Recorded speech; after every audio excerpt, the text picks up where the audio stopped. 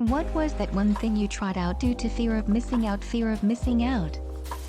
10 ends to join my brother's club in 1st grade. Said I could only join if I ate 10 ends, so I did, and then he disbanded the club. I joined my friends in auditioning for the musical in senior year of high school because I just happened to be friends with a lot of theater kids. Ended up with a supporting role including a duet and a decent amount of lines. I still consider it one of the best decisions I ever made. It was a crazy amount of fun.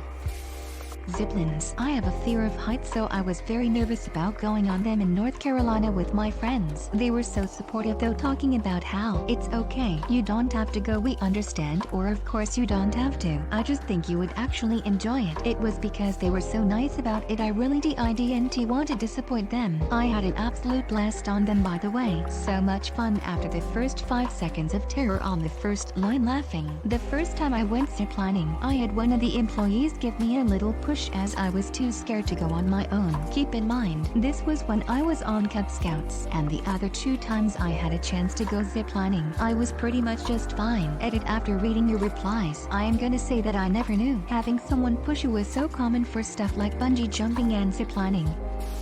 I went to Easter Island. I was already in Santiago for work when I learned that it was the only place that sent flights there. I figured it was as close as I'd ever be, and I didn't know if or when I'd ever revisit Santiago, so I took the leap and did it. Totally worth it.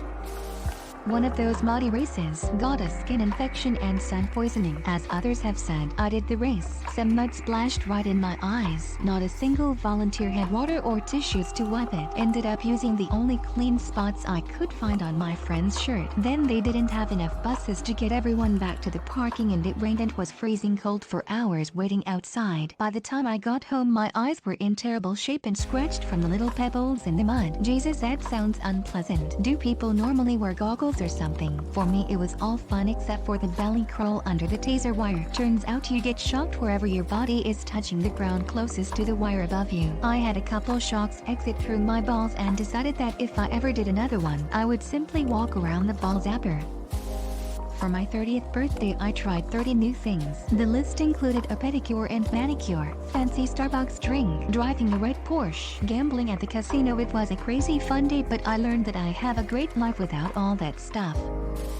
When I was on my honeymoon on an Alaskan cruise, my wife really wanted to try ziplining. Unfortunately, my weight was a little bit above what their suggested max weight is for safety, so instead of staying in town or just hanging out, I went on a walk. I saw a tiny river coming down from the mountain and I decided I wanted to go see that river. I thought to myself that if I don't do this now, there will never be another chance in my life I've ever seen this. So I walked through the town, walked through the forest, and up the mountain and found that river. It was such a life-altering moment sitting there and breathing in the idea that I just went and found a river in the middle of nowhere. The entire world looked like a painting. When I realized what time it was, I started to walk back and ended up getting lost on the mountain. I ran into a hiker by chance and he guided me back down the mountain. I tried to find my way back down from where he left me and met another person who led me into his house and showed me the way through town, even giving me a coffee to go from his own coffee pot. I walked back into town, feeling physically exhausted after walking for about 4 or 5 hours, and it was probably one of the most beautiful things I have ever done. At the time I was doing a journalistic webcomic about my life, and I ended up trying watercolor for the first time in my life to color this story, because I felt since I tried something so out of my normal wheelhouse by venturing up into a mountain, I might as well try doing art in a different fashion too. This might not make the greatest hits of this thread, but it absolutely changed my life. Smoking, I guess. I got curious. First time I hated it. After a few more, I started to like it, so I decided to throw the rest away before it was too late. I did the same, but it took a year or so for me to want to quit cause I told myself I was just a social smoker. But in hindsight, whenever I'd be stressed out or drinking for years after, I'd crave a cigarette. Now the whole thing is pretty gross to me and can't stand the smell. Gambling. I lost 70 and had a lot of fun. Not sure I wanna lose 70 anytime again soon though. The thing with gambling is that if you go in with the right attitude, assuming you will lose everything that you gamble, be a fixed limit and see self-control, it can be fine. It can be like going to see a movie, albeit an expensive one. You are spending a bit of money for the thrill and the experience, and if you do come out with more money, hey, that's cool. The problems occur when people assume they will win, gamble beyond their initial budget, or let the thrill overtake them and gamble too often, gamble too much. It sounds like you did it right.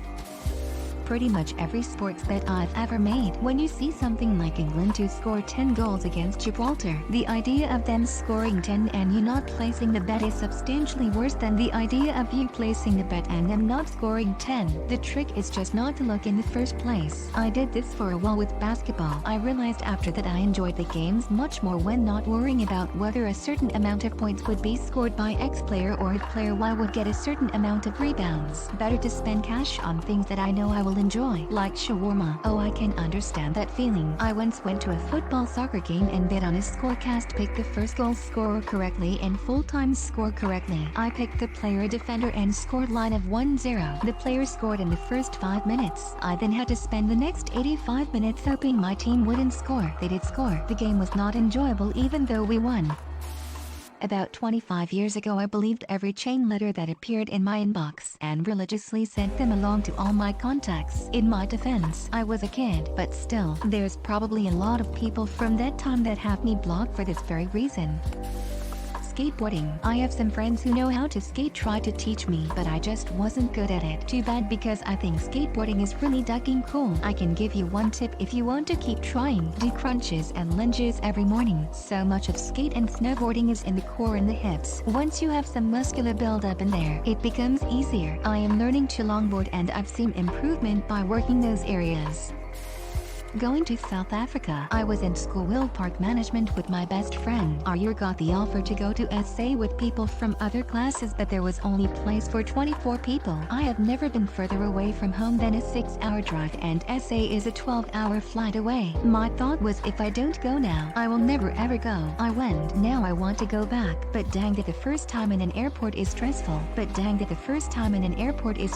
I was in my mid-20s, went back to finish college, and it was the summer before transferring to a major university, so I decided to do something I always wanted to do: travel to Japan. It was my first real international trip and I was going solo. I was so nervous I didn't sleep for 36 hours before the flight. We flew into Tokyo, but I had booked a separate flight from Tokyo to Osaka and my flight to Tokyo was an hour late. I ran from one side of the airport to the other side of the airport with what I know now was too much luggage. I hadn't showered in 24 hours, slept in 48, and now was sweaty at a busy gate waiting for my Osaka flight, which happened to be delayed anyways. Once I got to Osaka, I had to take a bus to a train station to a far-out station to walk to my hotel. My first time taking a train and being my first trip, I didn't really research things like how to use a Japanese train ticket kiosk. These were old, non-digital ones. The agent didn't speak English or recognize my pronunciation of the station I needed to get to. Station had an English name. Sleep deprived, feeling gross, and mentally exhausted, I almost had a breakdown in the middle of the station before a businessman who spoke English offered to help. He showed me how to use the kiosk and where to board the train. The trip overall was amazing. Also had stressful times, but it spurred my love of travel. I also learned a lot from that first trip. My son learned Japanese and decided to study abroad in Japan for 6 months during his junior year of college. It was the trip of a lifetime. He researched and planned everything out in meticulous detail. What an adventure. Everything was lining up perfectly and he left for Japan in January 2020. Needless to say, he was back by early March, and the time he did spend there was spent isolating alone in his teeny tiny dorm room. So disappointing.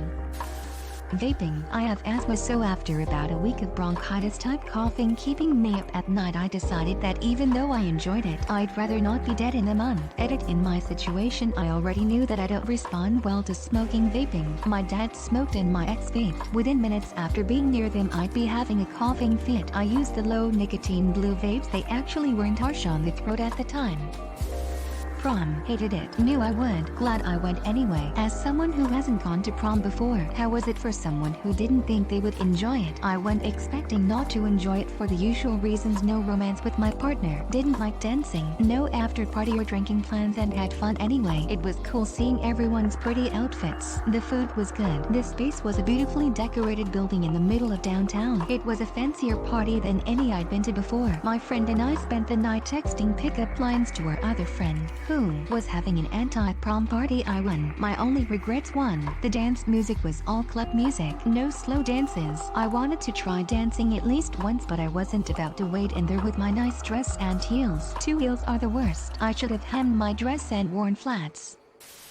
Anal. Hated it. Tried it again just confirm. Still hated it. At least I confirmed it though. Anal. Hated it. Tried it again just confirm. Still hated it. And it's such a waste when the strap-in is too large for him. Or does nothing for the clit, since you can't just send them back. Ggeekboy won't take them either, unless you hide them in a jigsaw puzzle box. Used to work for Savers as a sorter in the back, pulled this shiny red nutty out of a bag and it was heavy. Like I thought there might be a weapon in there, kind of heavy. I unrolled it on the counter and it was almost comical watching it roll, until thump. Big ol' baby blue vibrator with a little cactus arm near the base. This thing was massive. I was new there and called out to one of the friendly, much more experienced employees, who lit up when he saw it and yelled, "New guy found his first sword," and wrapped the nutty around the base and pretended to knight me with it. That job sucked, but boy did I love some of that crew. Friend in college wanted us to drive up to a party at a campus about an hour away. It was already 12:30 at night. We'd hung out with her friends from that school before and didn't particularly like them, so we turned her down. She eventually goaded us into going, mentioning that 5 of our close friends were already on their way up there. She just couldn't fit in the car with them, and saying, "Dude, it's a yacht party. Have you ever partied on a yacht? It belongs to rich friend. It's going to be small, like 15 people max. Top shelf alcohol, tons of high quality smoke, lots of other party substances, and it's free. You don't have to buy or pay for anything. She's got a huge house we can crash at. I'll even gas up your car." So of course we set out. We arrive and there is no yacht. There is no body of water, period. In fact, it's the biggest frat party I've ever seen. Hundreds of people. We each had to pay $30 to get in. Nobody we knew was there, and she spent all of her money on getting into the party, so I didn't even get my car gassed up like she promised. Tried to cover her ass by saying no. Number, I definitely said frat party, not yacht party. You must have misheard me, bitch. We definitely heard you right. Ended up having a lousy time at the frat itself, but found a small group of people that were heading back to their off-campus housing to smoke and invited us to come along. That ended up being a somewhat enjoyable time. At least. After that we never trusted Lisa again. Became a music producer for film and TV at 41 years old. Played music with bands growing up. Became high school media arts teacher and got to practice my skills almost daily. Realized I wanted to see if I was good enough to make something out of it all. Bested my ass learning as much as I could about the business. Fast forward 15 months, now partnered with 4 labors from Toronto to California. Collaborated with musicians from 3 different continents. Written and produced over 100 songs for film and TV. Kinda cool trajectory for a year and a half. Fear of missing out can easily be replaced with someone's gonna do it. Why not me? I regret not trying enough things and fear I did miss out. My college years and early 20s were wasted because my ex-husband wouldn't allow me to attend any parties, go out to bars with friends, or do anything without him basically. One time I tried to go to a haunted house with friends after work. He gave me permission to go, but when the line took too long he made me get out of line and come home. Another time I tried to go to a drag show with friends after work, which didn't start until midnight, so when I got home at 2 a.m. he screamed at me for hours saying he thought I was dead and accusing me of cheating. Eventually I quit trying to do anything with anyone. I wasted so much of my life living under someone else's thumb. It makes me incredibly angry to think about it. Paintball at my dad's girlfriend's son's birthday party when I was like 13ish. I did not know what a cup was since I had never done anything that needed one, and the place we were playing it did not provide anything other than a helmet. A minute into the round someone shot me in the balls. I hate paintball. When I was a kid, the cool older neighbor kids, also young kids, told me to eat grass. I of course didn't want to, so they told me they all did and I would be cool if I did. So I picked a big handful and ate it while everyone laughed at me. Afterwards it came out that none of them had, in fact, ate any grass at all. And, as it turns out, none of us knew what would happen if one were to eat grass. So I ran home where my old man was in the backyard spraying something with a garden hose or some shit. I said, "Hey Dad, what would happen if somebody ate a big handful of grass?" He replied, absolutely deadpan, "Tell me you didn't eat grass." I said, "Well no, but somebody else did and I was just." He said, "Gristle, tell me you didn't eat grass." Tears started welling up and I said, "Well, I was running real fast and I fell, and when I fell my mouth landed on a clump of grass and my mouth closed on it and I accidentally swallowed a whole bunch of it and am I gonna die?" He said probably, but go in and drink as much water as you can stand and then I will take you to the hospital. I ran inside and drank as much water as I could and rushed out of the van where the old man was waving me into the open door. We flew out of the neighborhood, screaming towards the hospital while I cried in the back seat. Finally, we got to the liquor store down the street from the hospital where the old man said, "No, I am just messing with you. You'll be fine." And he went in and bought beer and we drove home. Thanks for watching. Consider subscribing for more videos.